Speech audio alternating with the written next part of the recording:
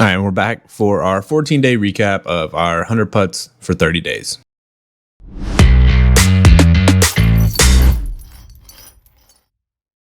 All right, welcome back or welcome in. So we are officially 14 days in to my 30-day challenge, which will continue even after I'm done filming. I kind of like the whole concept of putting 100 putts a day. It definitely has made my putt feel better, but we'll get into that a little bit as we go through this. So for starters, overall trends, at the beginning of this, I was very up and down, very big roller coaster ride, kind of going through the motions and figuring out what felt right with my putt and ultimately kind of what didn't. I was way too analytical and like overly aware of what was going on with my putt, which, as I had stated a little bit before, kind of makes it very difficult because the more I'm thinking about it, the worse it is. And that trend hasn't fully went away yet, but I feel like I'm taking the steps in the right direction to really make that improvement. So hopefully over the next 7 days, we'll have a better update on that front. Now, I've been able to establish a bit of a floor so far, which based off of my last couple days, that floor could be raising a little bit as I've been up in the 40s, even on days where I felt like things didn't go well. For example, I just had a day where I threw 41% and I didn't have a single day or a single set that I threw over 50%, which means the majority of my sets were 4 out of 8, which is actually kind of decent when you think about the fact that I didn't have any like heater sets or anything like that. So all things considered, not the worst thing in the world, but I do like the fact that it feels like my floor is raising, because ultimately that is the entire goal of this entire process, is raise my floor, make me a better putter on a more consistent basis. I am still fighting the mental side of things, but right now that mental side is I keep randomly being acutely aware of very specific parts of my motion. Like, for example, yesterday when putting, for whatever reason, I couldn't stop thinking about which fingertips were adding pressure to the disc. Like, don't understand it, doesn't make any sense. But for whatever reason, I just, like, my middle finger, my ring finger, my index finger, like, which finger was I adding pressure with?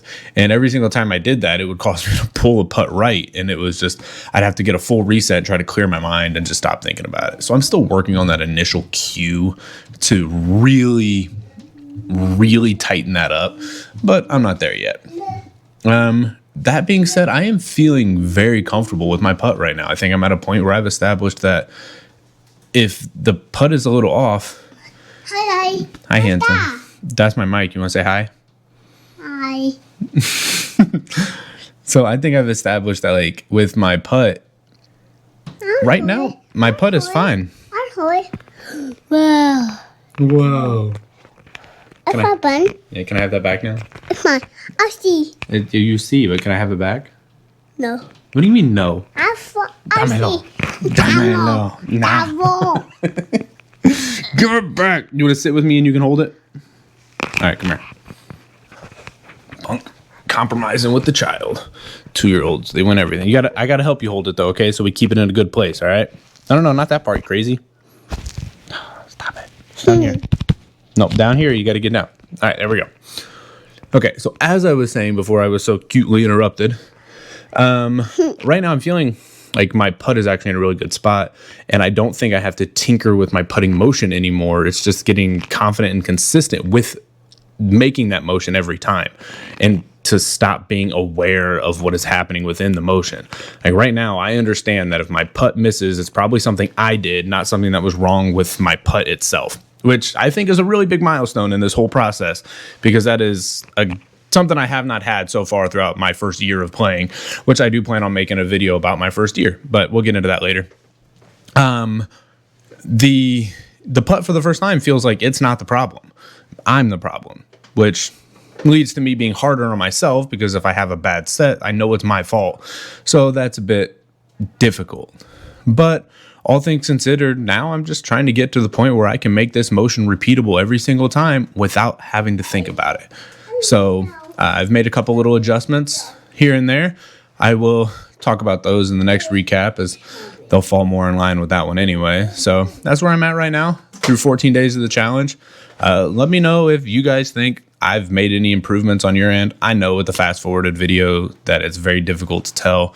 I'm hoping to have a more fleshed out full form video of this when everything's all done, but we're not there yet. So stay tuned to follow the journey. Leave a like, subscribe if you're enjoying it so far. And it's been Dis Daddy from Diapers to Drivers. Ow. Until next time.